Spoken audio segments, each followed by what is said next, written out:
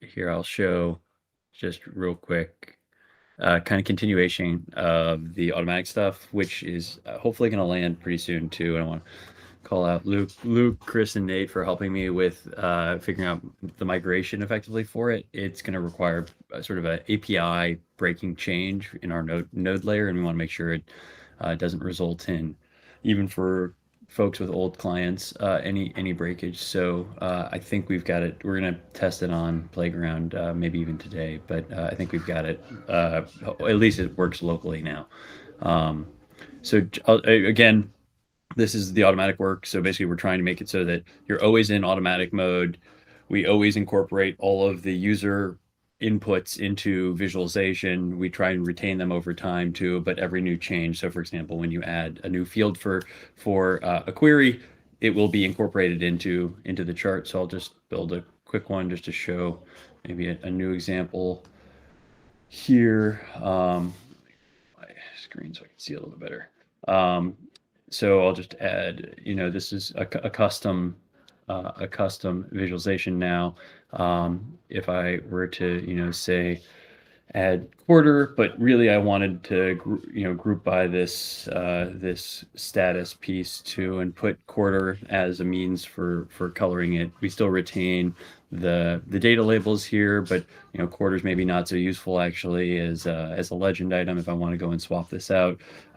Previously we basically would kick you back into automatic mode when you change the field on a given query, and it would reset all of the access mapping, so that our lightweight heuristic is time's always going to be on the x-axis if there's no user sort of input. But in this case, because I manually had dragged status into the x-axis, it's going to retain that setting until it's basically explicitly enumerated. So it feels a lot better. There's just a couple caveats. There's definitely still some things that are not completely retained too. Oh, and Colin, I remember last week you mentioned being able to blow the stuff away.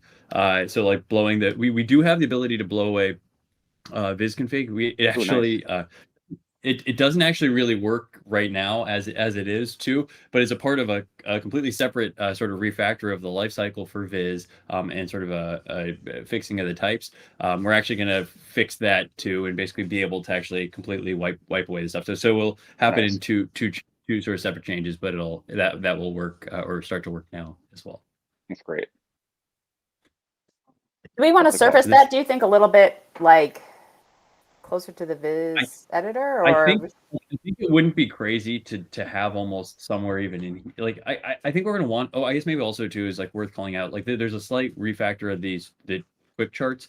We get rid of all of the single quick charts in this change too. I think we want to change this in general, probably. And I think that it like the resetting of the Viz config would make sense to me somewhere here where it's like, hey, blow it away, show me a new one. Just give me the suggested, Yeah, and I think actually too, this is one of those cases where the sort of Gen AI or suggested based, sort of workflows may make sense, where it's like, hey, given a data set too, can you recommend to me a configuration, or can you recommend to me a visualization that would make sense? It doesn't have to be powered by, an LLM necessarily, but I think that sort of workflow is like, give me some recommendations or something. Like, I think that's a common sort of thought process, given this implicit data table here with metadata associated with this data table that we know because of the data model. Is it realistic to for the Viz suggester to know the shape of the data in the data table? Like, do we have that information, or when do we have that information, I guess? So we have some of that information, not all. We have the metadata about all this. What we don't have is necessarily the cardinality of the data. So like, we don't have rows or card, but is it possible to build a pipeline for that? Like, even as like a second order thing? For sure, we should, because like in this case, for example, just as like a simple one, like there's fewer data points in the year than there are in status. So like that in this case, because the user's already manually set it, it shouldn't overload anything. But like, were we to be in sort of the pure automatic mode, you would want that information to be fed into whatever heuristic or something is in there. So like, I think that makes a ton of sense. There may be ways we can do it where it's like a secondary query on top of basically the stuff inside the requeryable cache. That could happen. It could happen asynchronously too. It's like it's not as a part of the rendering of the data table, but once we've got the data table or the data loaded, we could then do like basically a simple profiling where we basically requery this cached table and pull out like account distinct on this or all of the fields, or like the minute one thing we do like pull the min and the max of the range and stuff, and like maybe figure out, does this what sort of axis that sort of thing. Just account distinct over dimensions and pivots, I think is like almost what you want, because it's like so much of it's you're comparing if you have two, and then you're looking for like, if I have a lot of data points, I probably want points or lines. If I have fewer data points, I want bars type stuff. That's right.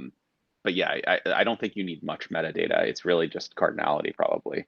I think that's exactly right. Sort of the first cut of it too, and like we can get refined as we go. But I totally agree. I think we like right now we really do just say like, hey, if it's a string, we assume it's lower cardinality than dates and numbers, which is sometimes true, but not always true. Yep. Jamie, can you remind me, the automatic viz mode is deterministic in the sense that when it comes up with a Vis config that is saved in our database, and that we will not change unless user intervention happens? Yeah, we will not change it. Yeah, basically we only change like basically you could think of the automatic viz mode takes in input the old Vis config and a new array for fields and generates a new Vis config. If that new array for basically, and like given the two inputs, it should always have the same consistent output. It's sort of a deterministic system. If you change either one of those things, if you change like add a new field or take away a field, of course we're gonna update the Vis config. And like if you don't have the field present inside the Vis in the data table, or like you had if we don't just show you, if we remove status from the query, the Vis should update, and like it should change to the created year. And even though we had previously set the status on the x-axis, it's not there, or we shouldn't error. We should make it so that the Vis just updates in an intelligent way because the user's given us input. But yeah, that's sort of the simple. Got it. Okay. I think what I was really asking is it persistent? But it sounds like the answer is yes, it is persistent. Cool. Thanks. Yes, that's right. And maybe one thing to note though, if we completely change the automatic algorithm, we don't save the automatic Vis configs. If it's just generated purely by the basically the field array or the query that is generated, we don't save it in the backend because we can sort of rederive it. So if we were to change the heuristics, Vis would potentially change. We should think about how we want to do change management for that. Because like, for example, if we make a better heuristic where we can use the cardinality of the data, and like we had that the status, if we had the status back up, and like now it's back on to the x-axis or something, we may swap the axis and the color in the pure automatic. Like this is not a pure automatic Vis config, this has been manually configured, but we may want to think about change management for purely automatic stuff, because we actually don't save what we currently do because we regenerate it. And just to make sure I understand, you're saying when purely automatic means that no user input was ever applied? That's right. That's right. I do think we should think about changing that. It feels to me like any behind the scenes magical change is going to be unwelcome, even if it is better. Yeah, I think that's really true, and we could change it even as part of this work. I don't think it would not be a huge lift to go do it. So I might even actually add that in. I like that. But even if the magic just routes you towards the chart selector, for example, better, like we could make the magic a second step. Yeah, that's right.